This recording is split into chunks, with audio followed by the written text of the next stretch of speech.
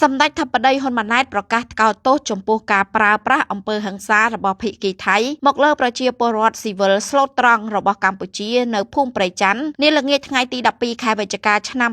2025ដែលបណ្ដាលឲ្យប្រជាពលរដ្ឋស៊ីវិលស្លូតត្រង់កម្ពុជាស្លាប់ម្នាក់និងរងរបួស3នាក់នៅលើបណ្ដាញទំនាក់ទំនងសង្គមផ្លូវការរបស់សម្ដេចមហាបវរធិបតីហ៊ុនម៉ាណែតនាយករដ្ឋមន្ត្រីនៃព្រះរាជាណាចក្រកម្ពុជានៅថ្ងៃទី12ខែវិច្ឆិកាឆ្នាំ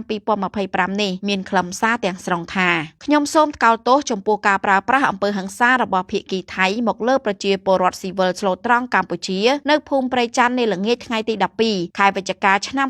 2025នេះដែលបណ្ដាលឲ្យប្រជាពលរដ្ឋស៊ីវិលស្លូតត្រង់កម្ពុជារងរបួស3នាក់និងស្លាប់បាត់បង់ជីវិតម្នាក់ទង្វើនេះគឺផ្ទុយទៅនឹងស្មារតីមនុស្សធម៌ក៏ដូចជាការឯកភាពគ្នាកន្លងមកក្នុងការដោះស្រាយបញ្ហាព្រំដែនដោយសន្តិវិធីជាពិសេសការឯកភាពឲ្យយន្តការគណៈកម្មាធិការចម្រុះព្រំដែន JBC ចុះវាស់វែងនិងបោះបង្គោលព្រំដែនបណ្ដោះអាសន្ននិងត្រូវរក្សាស្ថានភាពដើមដដែលរហូតដល់ការវាស់វែងត្រូវបានបញ្ចប់និងរងចាំការសម្រេចដោយ JBC ខ្ញុំសូមឲ្យភាគីថៃបញ្ឈប់ជាបន្ទាន់នៅការប្រើប្រាស់កម្លាំងមកលើប្រជាពលរដ្ឋស៊ីវិលស្លូតត្រង់កម្ពុជានៅភូមិព្រៃច័ន្ទក៏ដូចជាការប្រើប្រាស់កម្លាំងក្នុងការដោះស្រាយបញ្ហាព្រំដែនរវាងប្រទេសទាំងពីរខ្ញុំសូមឲ្យមានការបើកការស៊ើបអង្កេតដោយឯករាជ្យលើករណីនេះនិងសូមអំពាវនាវឲ្យមានការចូលរួមពីភាគីបរទេសដែលមានជំនាញដើម្បីស្វែងរកការពិតនិងផ្ដល់យុត្តិធម៌ជូនប្រជាពលរដ្ឋដែលរងគ្រោះដោយសារការបាញ់ប្រហារនេះជាមួយគ្នានេះខ្ញុំសូមឲ្យអាជ្ញាធរដែនដីនិងគ្រប់កងកម្លាំងសមត្ថកិច្ចទាំងអស់ចាត់វិធានការជាបន្ទាន់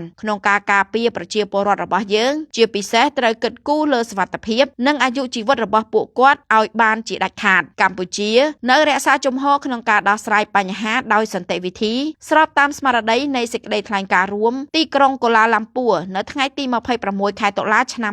2025ដើម្បីឈានទៅដល់ការបញ្ចប់ជម្លោះនិងកសាងសន្តិភាពរវាងប្រទេសទាំងពីរ